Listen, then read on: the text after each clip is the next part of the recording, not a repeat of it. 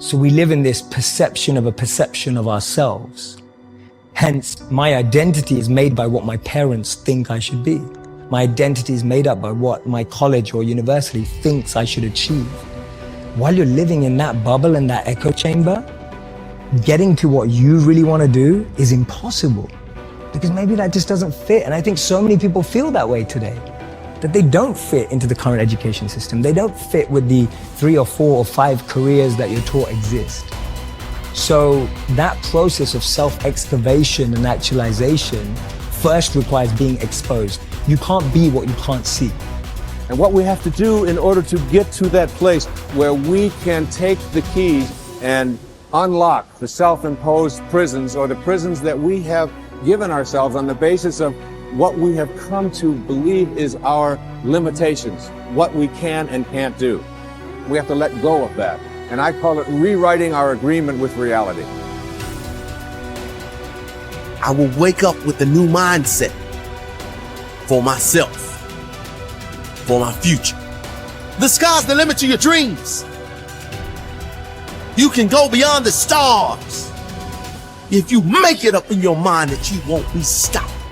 You gotta take that thing out, like you gotta take the breath out. So some of y'all are afraid of math. Go after it. Go get it. Don't run from it no more. Go get it. You gotta go get it. It's possible. At the end of the day, you're going to go as far as you're willing to fight for, and that's it. And if you're willing to fight to go all the way, then you will go that far. You will set a new bar. You will define for people what is possible. You just have to have the drive and willpower to go through that next door and give it your all. We all must become the leaders that we're looking for. We got this.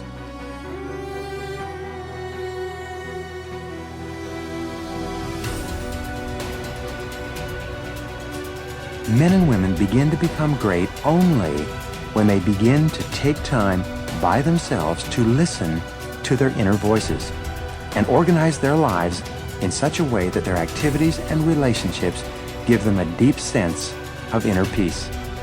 The first step that you can take to personal greatness is to sit down quietly and look over your life to determine the areas where you're not experiencing the peace of mind and happiness that you really want. You'll find that this is a very easy exercise to do because your mind is continually preoccupied with these problems, just like a person sitting on a tack would be preoccupied with the pain. Your job is to get off the tack. Your responsibility to yourself is to realize that you can never make someone else happy by being unhappy yourself, just as you can never make someone else healthy by being sick. You should not sacrifice your happiness in an attempt to somehow achieve the happiness of another person. You'll only end up making no one happy, especially yourself. In the play Cyrano de Bergerac by Edmond Rostand, Cyrano, the great individualist, is asked why it is that he is so outspoken and so self-assertive. He answers with this beautiful line. He says, "I choose the line of least resistance in this, that I will please at least myself in all things." When you make the decision that, for better or worse, you will please at least yourself in all things, only then will you be truly happy. And only then, it seems, will you be able to help anyone else to be happy as well. The second law of happiness is the law of emotion. It says that human beings are 100% emotional in everything they think and feel and decide. I used to think that people were 90% emotional and 10% logical. However, both research and experience contradicts this conclusion. People are totally emotional in everything they do. If a person says to you that he's decided to do the logical thing, it simply means that he has more emotion devoted to that course of action than he does to another course of action, and he uses the word logical to justify his decision. Someone once said that no matter how old you become, you always have the emotions of a teenager. This may or may not be true, but the central impact of your emotions and feelings is a key component in both understanding and achieving your own happiness. The first part of the law of emotion is that you are motivated by two major groups of emotions, those of love or desire, and those of fear or loss. These are the positive emotions and the negative emotions. These emotions were described by Sigmund Freud as emotions associated with pleasure and emotions associated with pain. You have a tendency to move toward those experiences you associate with pleasure or happiness, and you have a tendency to move away from those experiences you associate with pain or unhappiness. This is the essence of the pleasure principle that I mentioned earlier.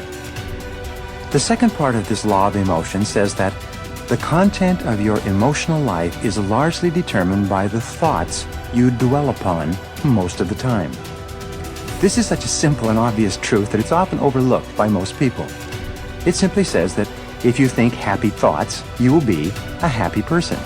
If you think angry thoughts, you'll be an angry person. If you think about the things that people have done to hurt you and the reasons you have to be angry or unhappy, you'll be negative, pessimistic, and eventually you'll be depressed. Abraham Lincoln once wrote, "A man is just about as happy as he makes up his mind to be." Well, this is true for you and true for me. Let life touch you. Don't let it kill you, but at least let it touch you. The next touch could open up the well springs you'll never lack for desire for the rest of your life. From shortly after the time I met my teacher, Mr. Shope, at age 25, no one's ever had to say to me all these years, "When are you gonna get going?" Nobody's ever said that to me all these years. I've heard, "When are you gonna slow down?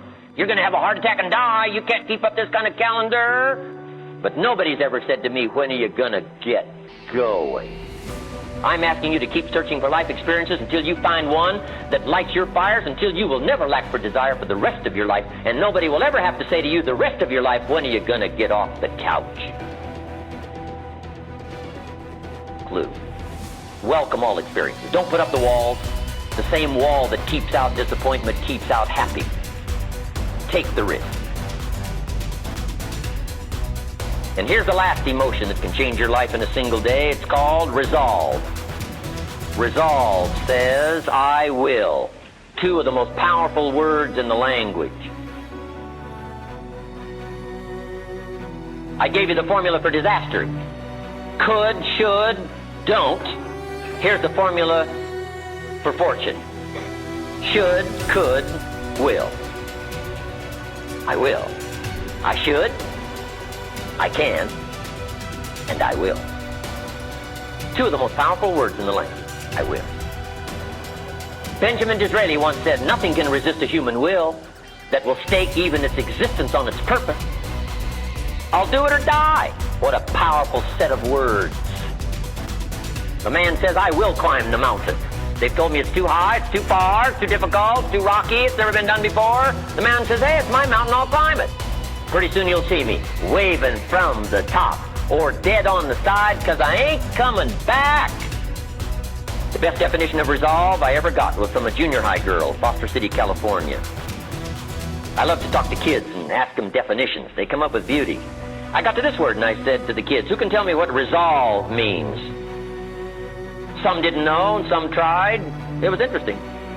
The best one I got was a little girl about 3 rows back. She said, "Mr. Owen, I think I know." I said, "What?" She said, "I think resolve means promising yourself you will never give up." I said, "That's the best I've ever heard. You can't say it any better than that. Promise yourself you will never give up. You don't have to promise me. You don't have to promise the world. Just promise yourself." What a great bit of language. I asked the kids, how long should a baby try to learn how to walk? How long would you give your average baby before he shut off? That's enough. No, any mother in the world would say, "You're silly. My baby's going to keep trying what? Until." What a magic word, until. How many books will you read? Until you find the answers for your good health? Read 1 and quit? Read 2 and quit? Risk a cardiovascular disaster? I can't buy that from you. Wouldn't you read enough books until? Wouldn't you read enough books on financial independence until you become financially independent?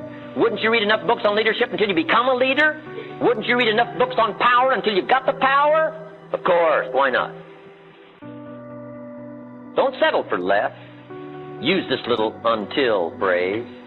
I'll do enough exercises until I become healthy. I'm out of breath now, but I'll put myself through enough disciplines until I'm no longer out of breath. I'm not going to walk up 1 flight of stairs and can't catch my breath. It's over. Until magic. Ask yourself questions. Your desire for success is fed by self-reflection, awareness, and resoluteness. Since everyone has their own definition of success, every set of objectives will vary. Your definition will lead you in a different direction than your peers. If you are ambiguous about your goals, start interrogating yourself and figure out your life's purpose. Ask questions like, what do I want to achieve? Where do I see myself in the next 5 years? What do I enjoy but could be better at? How do I define success? What kinds of accomplishments will help me drive forward? These will help you learn more about yourself and devise your objectives. Write down the first answer that comes to your mind without overthinking. Remember, there are no right or wrong answers. By answering these questions one by one, you will notice a pattern emerging. It will be your dedicated path to shaping or reshaping your objectives. Step 2. Prioritize your objectives. If you have several desires that you wish to fulfill, prioritize your objectives to view them as tangible goals. By flashing a simple why at your life's purpose, you can find answers to what you genuinely want. It can be landing your dream job, earning your college degree with honors, buying the first house, or being completely debt-free. Of course, they do not necessarily have to be material possessions. You can also aspire to achieve happiness or peace of mind. If you know what you want but are not sure how to get there, this step is bound to help you. Step 3. Write them down. By penning down your goals, you create a clear picture of the milestones and objectives you will achieve. This will imprint your desires in your mind to help them stick. Write them down and place them on your work desk, mirror, front door, refrigerator, or any other visible spot around your home or office. This will remind you of your main purpose and provide the motivation and drive you need. Break down your goals into smaller, achievable milestones. Say your final goal is to achieve financial independence. Everyone has their own definition of financial freedom, which is why you must outline yours. Start by writing your main goal on a piece of paper and deconstruct it into smaller steps. In this case, your first step will be to apply for your well-paid dream job and will push you closer to your goal. If needed, divide your first milestone further into even smaller steps and set an accomplishment time frame for each. Step 4. Take the SMART goal approach. Whether you're crafting new goals for yourself, whether personally, academically, or professionally, several factors will influence your likelihood of success. That's why your objectives should be SMART, as in S, specific. Your goals must be specific. They should reflect the why, what, where, and how you will get closer to your objectives. M, measurable. How will you know if you are truly fulfilling your goal? What are the milestones or benchmarks to determine that? Are you setting deadlines or monitoring your progress through your development? Record a specific measurement. It can be defined on your own to measure your goals. A, attainable. There is no point in setting goals that you can't achieve. This does not mean that they should be easy. Establish goals that are ambitious, yet attainable. If not, you are simply wasting your time and energy trying to achieve an objective that will never be fulfilled. R, realistic. In a similar vein, your goals should be realistic too. Visualizing a mirage of hopes and dreams that will never be realized is impractical and elusive. So be pragmatic and set goals that you believe are feasible and within your reach. T, time-bound. Lastly, set a timetable for each of your objectives. You should be able to fulfill a goal within a specific time frame. This will ensure that you can fulfill all your objectives in the next few years within a designated and precise time frame.